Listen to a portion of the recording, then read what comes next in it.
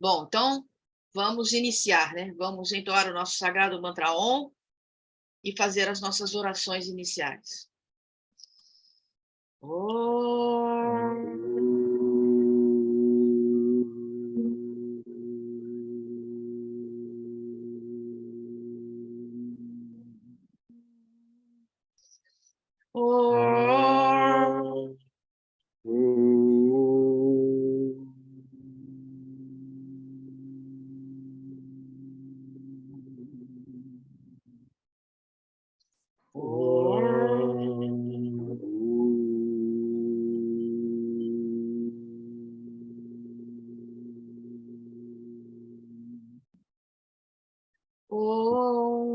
Om Ganapataye Namaha.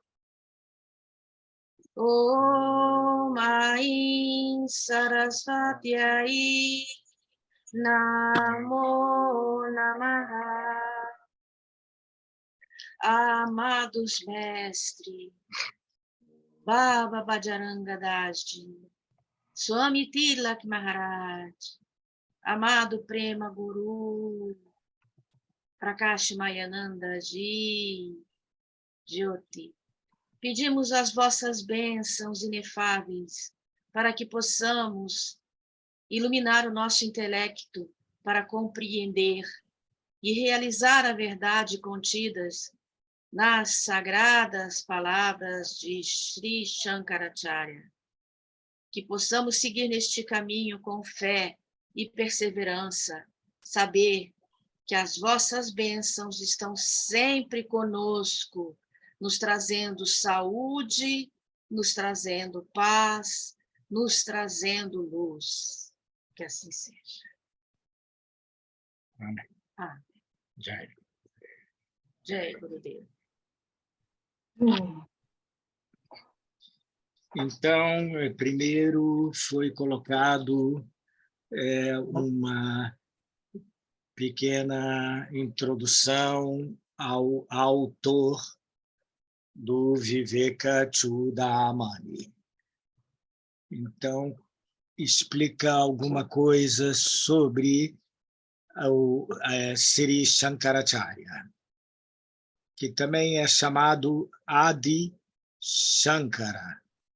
Adi significa o primeiro, né? É um prefixo parecido com Adão, da Bíblia, né? O primeiro homem. E Adi também significa, por exemplo, quando fala Adi Purusha, é a primeira alma. Então, é semelhante. E aí explica sobre alguma coisa da vida de Sri Shankara, que teve várias lendas em volta da vida dele, e o importante é que ele nasceu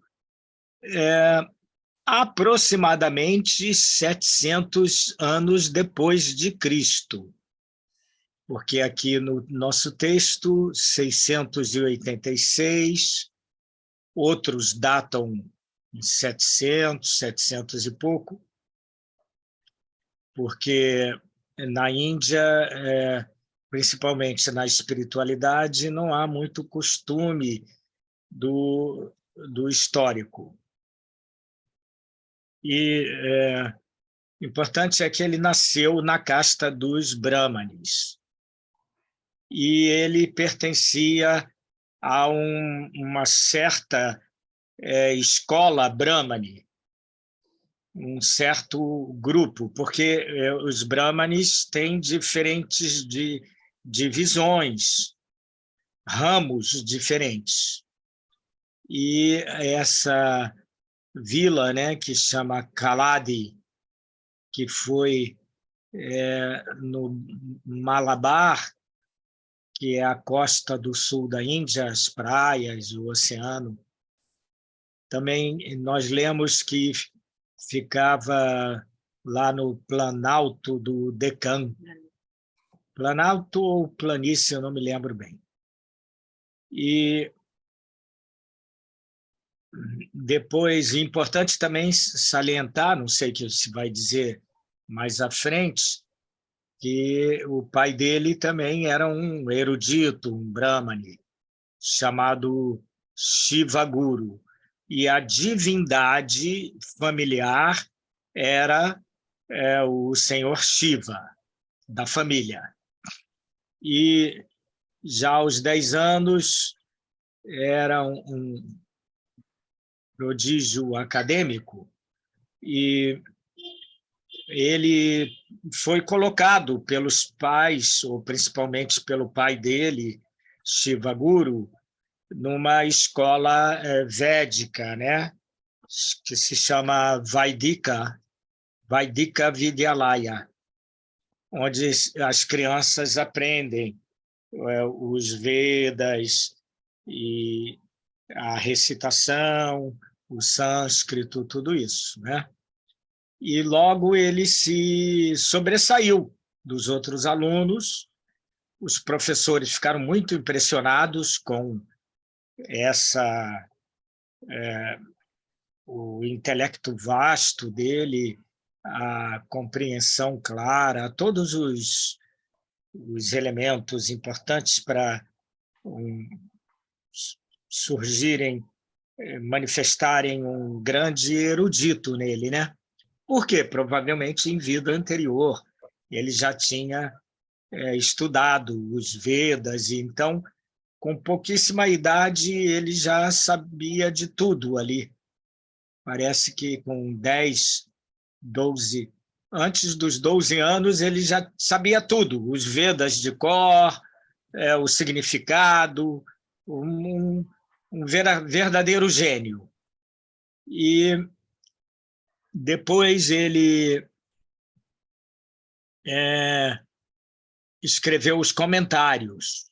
Muito cedo também, ele escreveu comentários, ainda jovem, aos 16 anos, vários comentários. Então, era um prodígio fabuloso, né? Com uma criança assim, já nasceu, né? Como vários surgiram, né? Bach, Einstein, vários assim que logo na infância já manifestaram tudo isso. Mozart, a Chandra colocou.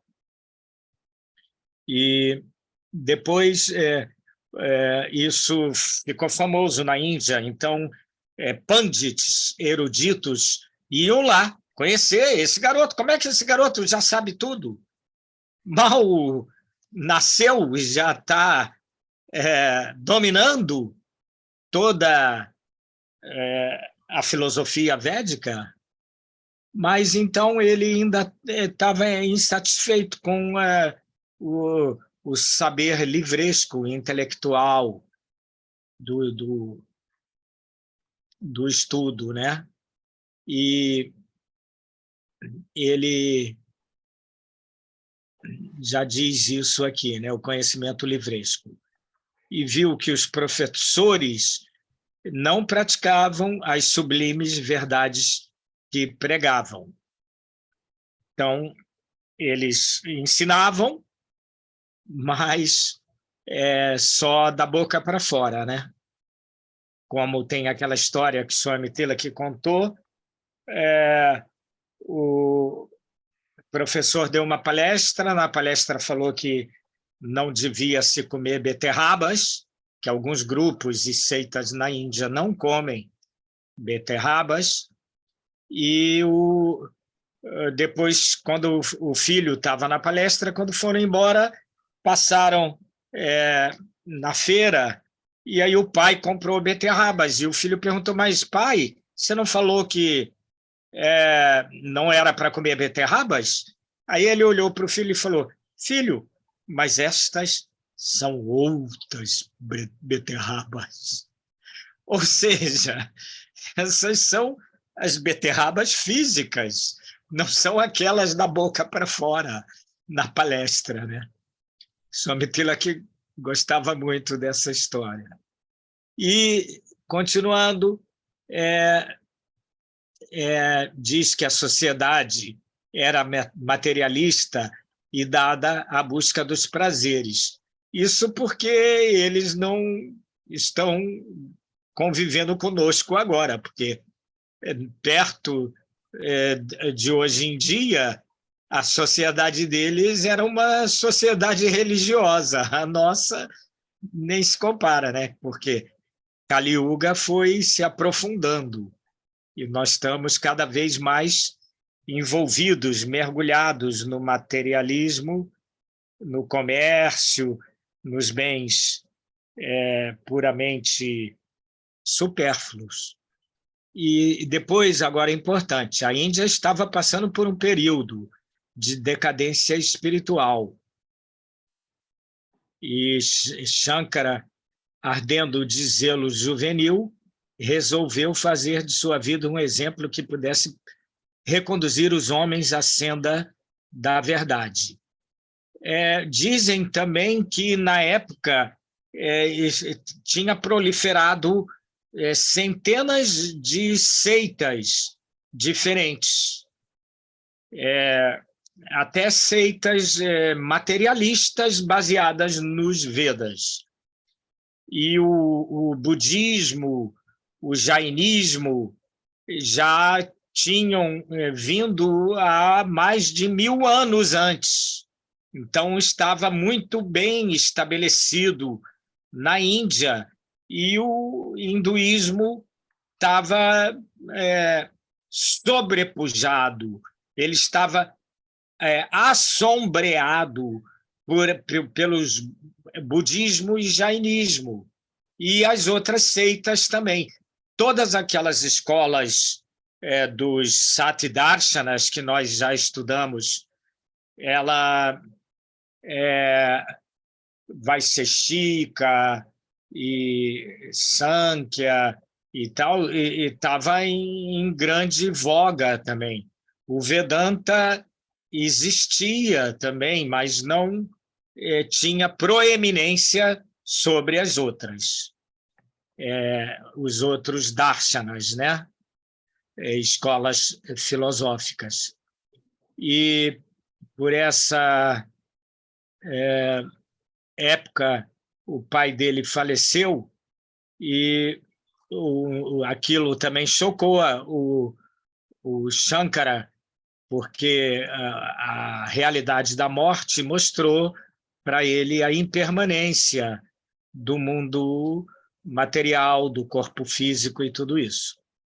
E ele, então, se desiludiu do mundo, desapaixonou-se, e depois dos estudos e dos mestres professores, né, que ele tinha passado o conhecimento védico para ele, ele falou, poxa, esse mundo realmente é preenchido pela morte, e quis, então, renunciar ao mundo e buscar o significado da existência ou da vida, buscar a realidade suprema.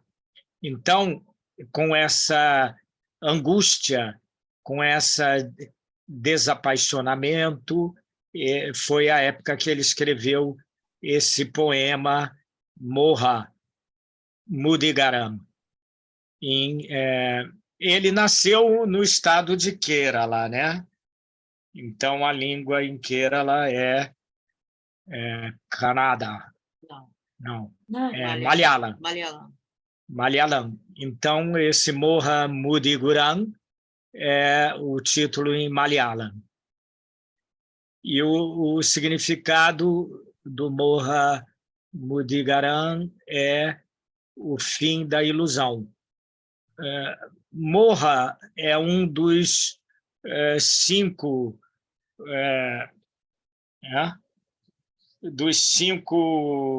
empecilhos que nós temos que vencer, né? Kama, Moha, Loba e por aí vai. Então, Krodha, que é a ira, ficar zangado e tal. Então, Moha é o apaixonamento, o envolvimento com o mundo. E, no caso Mudigaram, é a extinção desse envolvimento com o mundo, né? E aí a Chandra botou também... Não, não botei não, já Quem é do botou? livro. Já é do livro. É. Aí, então, o poema traduzido, né, diz isso. Quem é a esposa? Quem é o filho? Ou seja, quem é a família? A família é um dos principais envolvimentos, né, que nós temos, que renunciar ao mundo está ligado muito forte à família. E depois ele colocou: estranhos são os caminhos deste mundo. Quem és tu? De onde viestes? Tudo isso baseado na discriminação, né? Que é o vichara que as escrituras recomendam, né? Quem sou eu? O que é esse mundo? O que é o Supremo, o Brahman? Então, a pessoa inteligente e que busca a sabedoria, ela faz essa vichara, a discriminação, né? Esse mundo, o que é esse mundo? Quem é Brahman? Aí vem aqueles versos, digamos, dizeres védicos. Isto não. Neti, neti. E depois ele continua no poema. Vasta é a ignorância, meu bem amado. Medita, pois, sobre essas coisas e adora o Senhor. Então, ele está, no primeiro verso, recomendando justamente isso. Discrimina, medita, não aceita as coisas só porque a sociedade te impõe, a humanidade diz que é dessa maneira. Você tem que buscar a verdade e não aquilo que dizem que é a realidade. Depois ele continua dizendo: vê a loucura do homem na infância, ocupado com seus brinquedos, na primeira fase da vida, né? Na juventude, seduzido pelo amor, que os adolescentes começam a se envolver com o sexo oposto e a paixão, e aquilo fica um envolvimento muito forte, né? E depois da juventude, na maturidade, curvado sob as preocupações, porque depois de jovem, a pessoa se casou, tem casa, constituiu família, tem encargos para pagar e fica envolvido, preocupado com as contas, com a saúde e com todo esse envolvimento mundano. E sempre negligente com o Senhor. Por quê? O envolvimento é tanto que a pessoa não tem tempo de buscar a Deus, cantar para Deus, estudar sobre Deus, por causa do envolvimento material do mundo. E diz: as horas voam, as estações passam, a vida se escoa. Então, é aquele negócio, quando você vê, já se passaram 1000 anos. E você fala: já? Parece que foi ontem, parece que foi 1 ano só. Então, é a ilusão, né, do tempo, a ilusão do mundo. E mais a brisa da esperança sopra continuamente em seu coração. Mesmo ele envolvido com todas essas coisas, vendo amigos e pessoas da família morrendo, doentes, ele sempre tem uma esperança de que ele conseguirá ser feliz no mundo material. o nascimento traz a morte. A morte traz o renascimento. Uma é sequência da outra. Esse mal não necessita de prova. Ou seja, isso é uma coisa patente. Todo mundo sabe que uma coisa segue a outra. Tem mais um poema? Continua. É o mesmo poema. Então já faz parte do estudo, ok. Onde, pois, ó homem, está a tua felicidade? Esta vida tremula na balança. Qual orvalho, igual, né? Igual um orvalho numa folha de lótus. Então, esse exemplo também é clássico nos Vedas, que a gota d'água numa folha, né?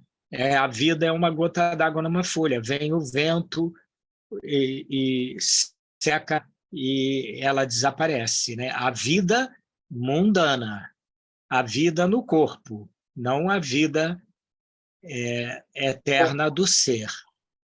E, não obstante, o sábio pode nos mostrar num instante como atravessar esse mar de mudanças.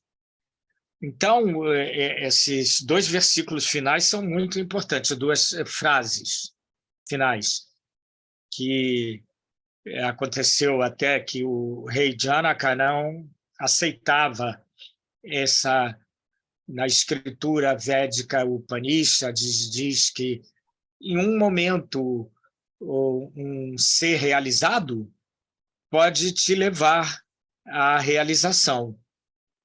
Lógico, se o discípulo está preparado, um gatilho, ele logo explode na iluminação. Mas se não estiver preparado, não adianta.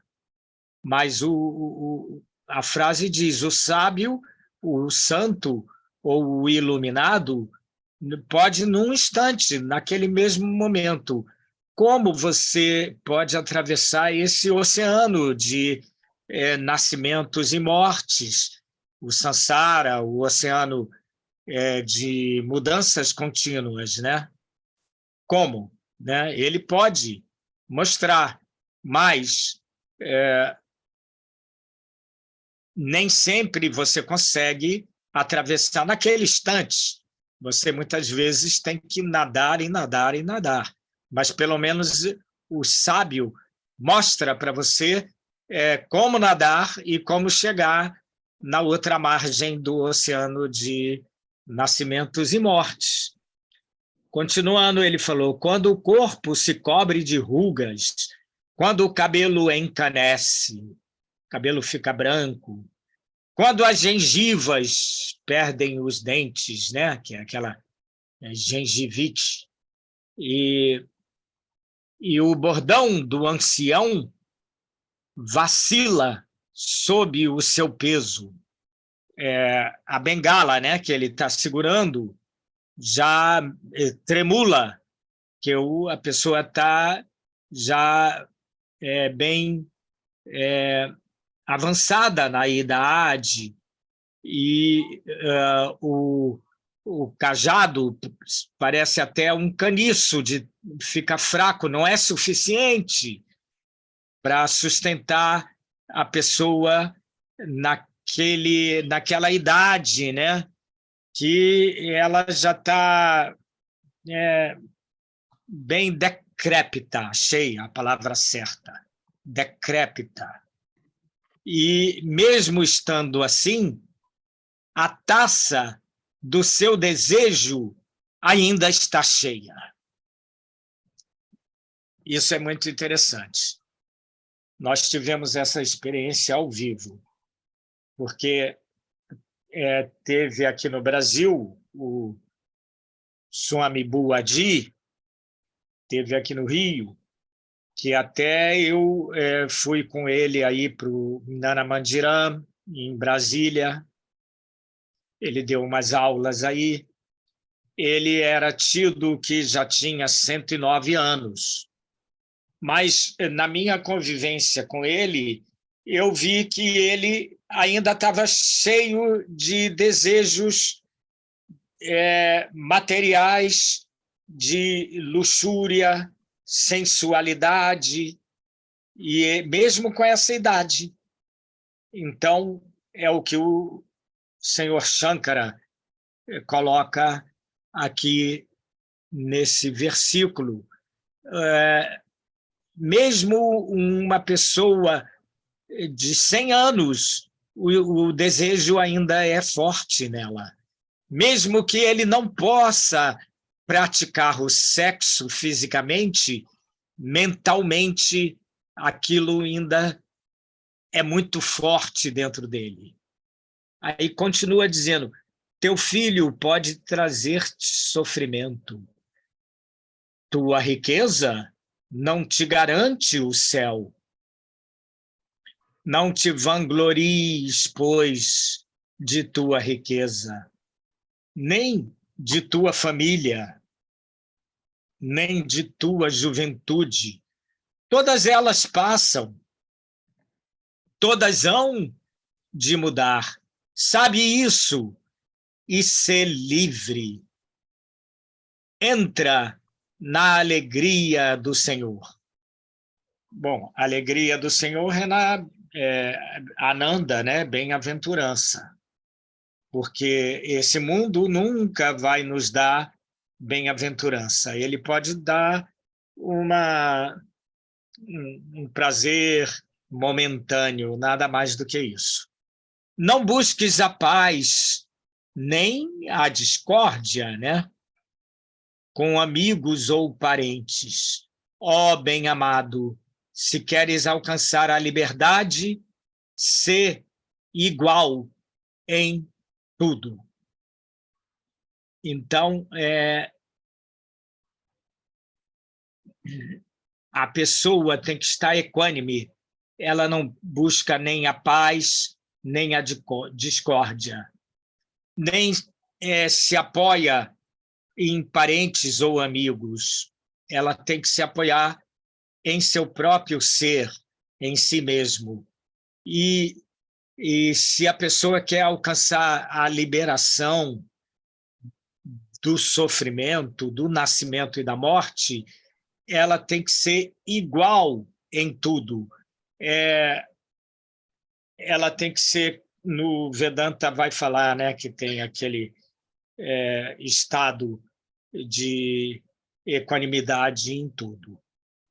Então, esses são já ensinamentos do grande Shankara logo no começo. Ainda não começou o livro, ainda é uma introdução do livro, né? E Shankara, então... esse outro episódio que ele persuadiu a mãe dele deixar ele se tornar um Swami e renunciar ao mundo, e prometendo ir visitá-la antes que ela morresse. E por quê? Porque ele já tinha manifestado isso várias vezes. O pai já tinha morrido. Ele era filho único. Ele, então, ia abandonar o mundo, consequentemente, ia abandonar a própria mãe dele. Tudo bem, existiam outros parentes próximos que conviviam com eles e que tomariam conta fisicamente dela. Porém, na tradição védica, quando a pessoa abandona o corpo, o ritual fúnebre tem que ser comandado pelo filho, o filho mais velho, ou, no caso dele, era o único filho. Então, ele tinha que fazer o ritual, e ela se sentia muito preocupada com isso, porque ele viraria Swami. E quem ia fazer o ritual dela? Porque os Swamis, em sua regra prístina, eles não podem fazer rituais. Eles só os brahmanes que podem fazer os rituais. Por isso que muitas vezes aqui na Ramakrishna chamam a gente para fazer casamento, cerimônia fúnebre e tal. Em raras ocasiões, hoje em dia, muitos swamis fazem rituais, mas na regra inicial e tradicional, principalmente naquele tempo que ele vivia, não podia. Então, ele até teve que fazer um milagre de acender o fogo da pira funerária com poderes místicos para poder incinerar a mãe dele. Mas isso parece que não vai aparecer aqui. Depois, tendo providenciado, porque então ele prometeu que ele ia voltar, principalmente no momento da morte. E depois que ele deixou tudo preparado para ela não passar necessidades, ele partiu errante, como monge errante, semelhante ao Swami Tilak, que os pais dele também não queriam que ele era filho único, que renunciasse. E ele também partiu em monge errante, e os dois foram para o Narmadá, né? Peregrinando a pé, né? Então, por isso Swami Tilak sempre estava ligado ao grande Shankaracharya, né?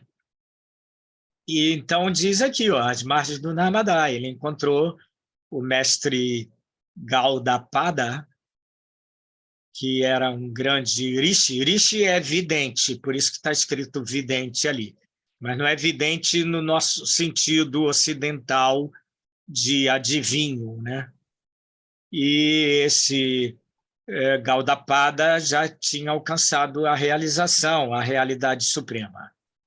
Então, Shankara pediu a ele, que já era idoso, Gaudapada, que desse a Diksha, a iniciação.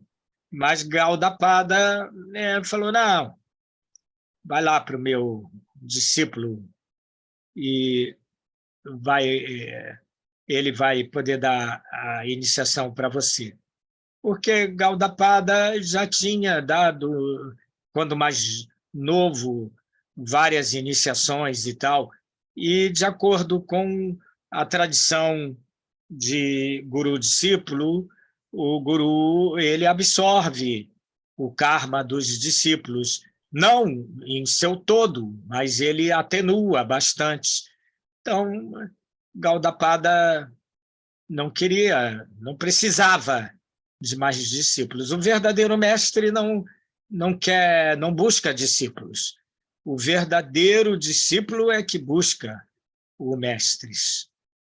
Depois ele enviou para o Govindapada, que o Govindapada não estava morando ali onde estava o Gaudapada. E então o Govindapada já deu o Diksha para ele, ensinando o processo da yoga. Aqui colocaram da yoga e da meditação, mas, na verdade, essa escola, Advaita Vedanta, ela também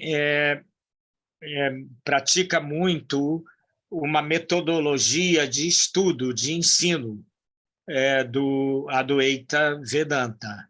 Então, Shankaracharya passou por toda aquela metodologia de estudos.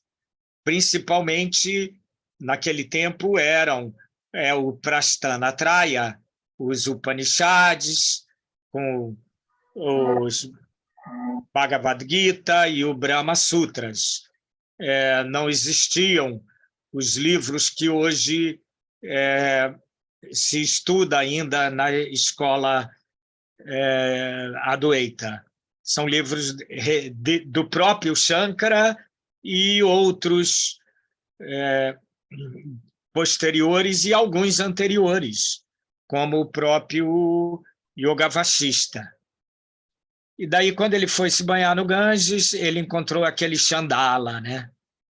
Que é um membro das mais baixas das castas, a dos intocáveis.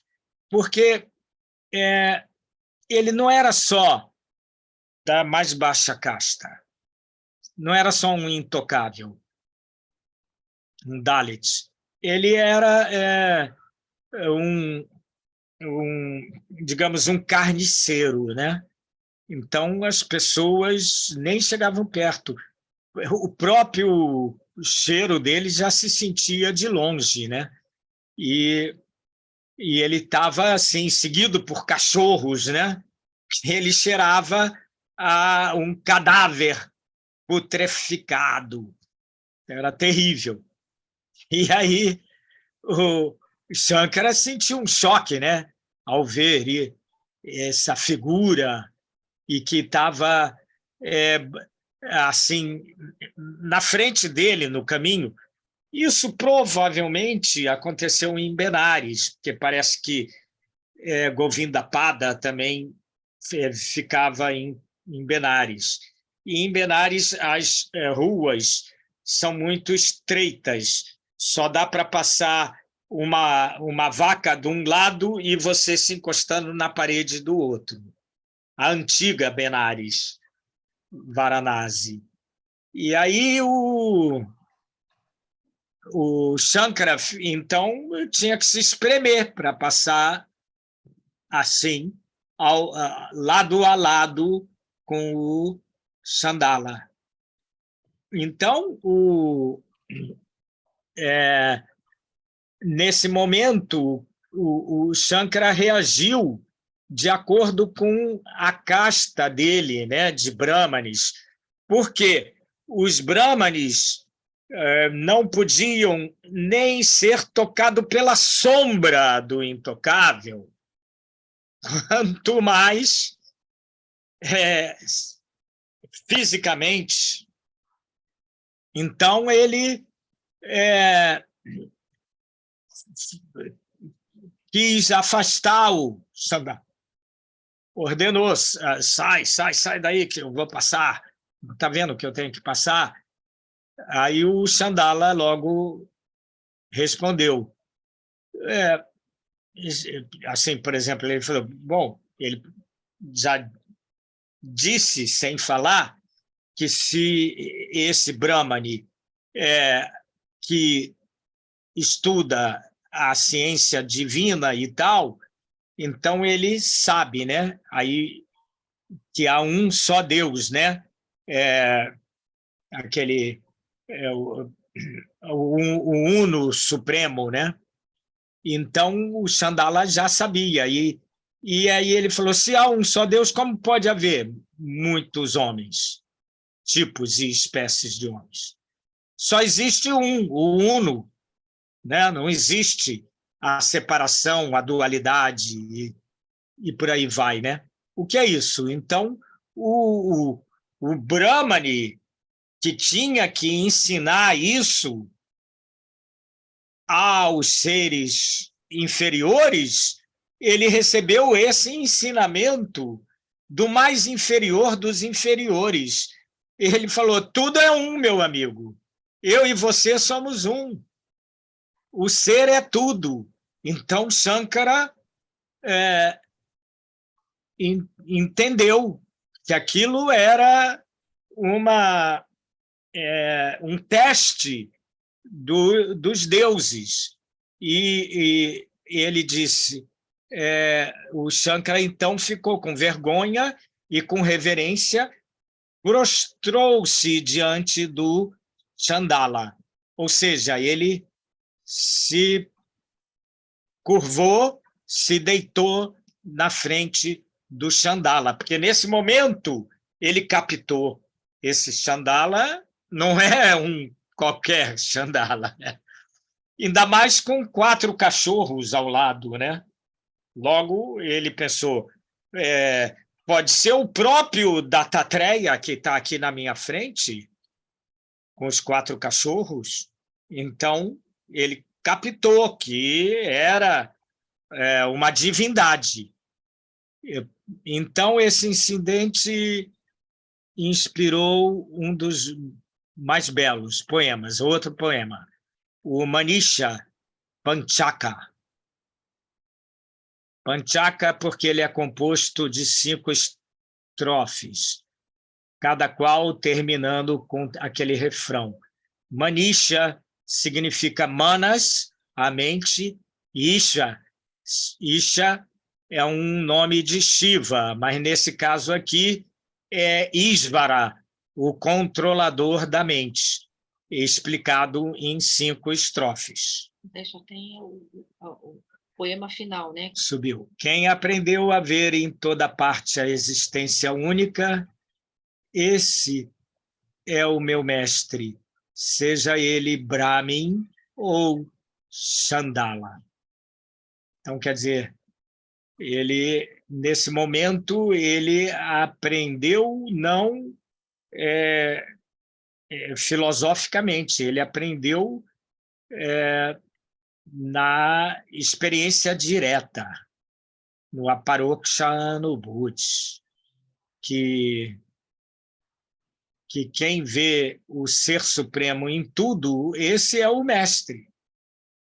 Ele pode ser Brahmin, Chandala, ele pode ser um Gahastra, um chefe de família, ele pode ser uma mulher, Ananda Moyama, e muitas outras. E naquele tempo, esses brahmanes, esses pandits, os eruditos, tinham preconceito contra as mulheres.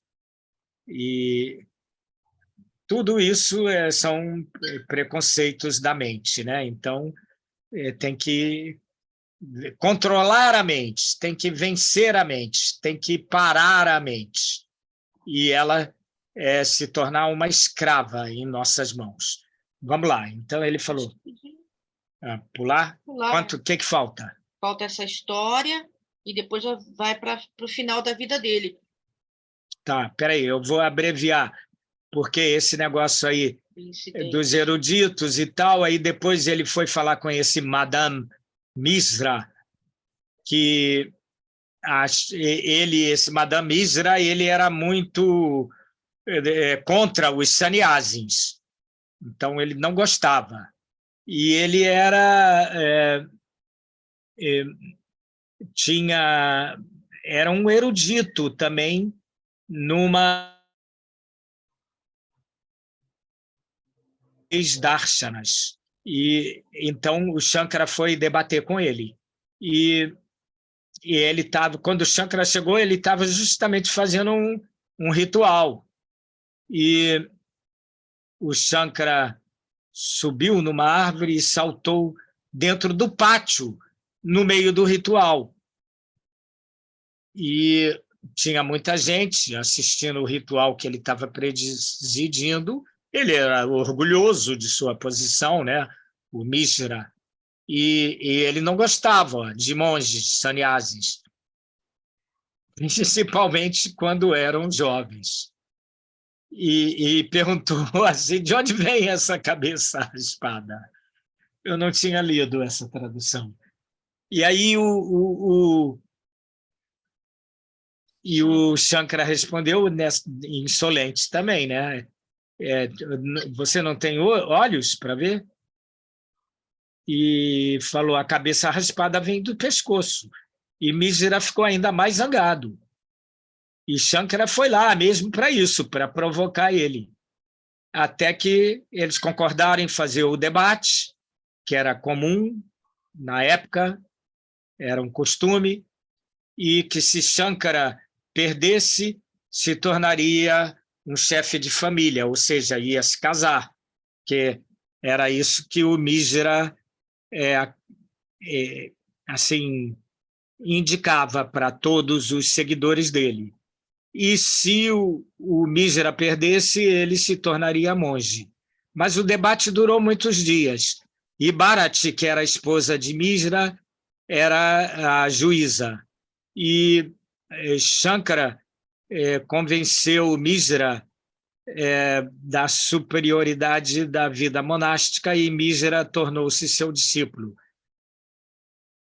foi ele que fez mais tarde anotou os comentários de Shankara, porque ele também era um sábio, um erudito. Mas não vamos contar a história toda, porque a mulher de Misra, que era Bharat, era a própria Sarasvati, depois debateu com Shankara também, aí aconteceu que Shankara ganhou. E depois Shankara foi para Kedarnath, que é lá subindo os Himalaias, indo para a nascente do Ganges, e tinha 32 anos e fundou vários mosteiros e ordens monásticas. E até então, os swamis eram uma bagunça danada, parecido com o que hoje são os sadhus. Até os sadhus hoje estão mais organizados, eles têm as escolas a caras deles. E os swamis também. Qualquer um bota uma roupa, vira um swami e começa a falar e tal, e não tinha nenhuma preparação e tal. Então, Shankara organizou, botou 4 mosteiros, porque um em cada canto cardeal e um ligado a cada Veda, os 4 Vedas. E isso tudo deu um grande impulso para o hinduísmo, e aqui vamos pular, porque isso aí está falando de personalismos, e o Shankara escreveu muitos livros e comentários também sobre os principais livros, vários poemas, hinos e tal. E agora a Joia Suprema do Discernimento foi escrito inteiramente em versos, versículos, né? Por isso fala verso, versículo, vem de versos. E com a métrica, né? A métrica você tem que estudar muito, sânscrito e tudo, para poder fazer a métrica. E não reproduziu nessa tradução, na métrica original. A mensagem de Shankara é muito importante, é mais importante do que o que ele escreveu. E então eles se preocuparam muito na clareza da tradução do Vivekachudamani. E muito bem. A tradução, de acordo com eles, ficou muito parecido com o original, escrito por Shankara. E agora o que temos? Tá, foi muito bom. No primeiro encontro, nós conversamos sobre várias introduções, né? A Joia então vamos Suprema aos debates. de Discernimento. Agora, aí hoje, essa bela apresentação do autor, né, que foi Shankara, muito importante para a gente se situar, né, dentro do hinduísmo. Ele que foi um grande reformador do hinduísmo, né? Belíssima a história dele. Eu conheci, eu achei muito proveitoso saber, né? Acho que a gente está pegando, para quem está começando agora, um bom fio da meada, né, sobre o hinduísmo, sobre o Sanatana Dharma. E aí, no próximo encontro, a gente vai começar a estudar o texto propriamente dito. Eu acho que está bem, acho que está ótimo, assim, porque está bem contextualizado. Eu acho que na próxima aula a gente ainda não vai entrar no texto, mas nós vamos falar sobre a filosofia. Eu acho que esse capítulo, né? A filosofia do não dualismo. Vai explicar, ainda como se fosse ainda fazendo parte da introdução, antes de entrar no livro.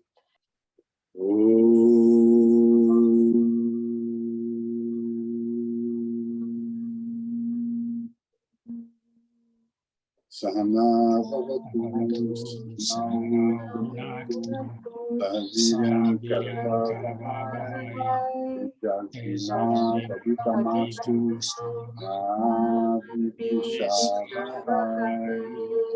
Om Shanti, Shanti. Que Deus nos aceite juntos, que progridamos juntos, que trabalhemos que juntos, estudemos a verdade juntos, que estudemos a verdade juntos e que nunca briguemos. e que nunca briguemos. Paz. Uma ótima noite para todos. E um Amém. resto de semana maravilhoso. Namastê. Amém. E muita Amém. saúde Muita para saúde todos. e paz para Namastê. todos. Namastê.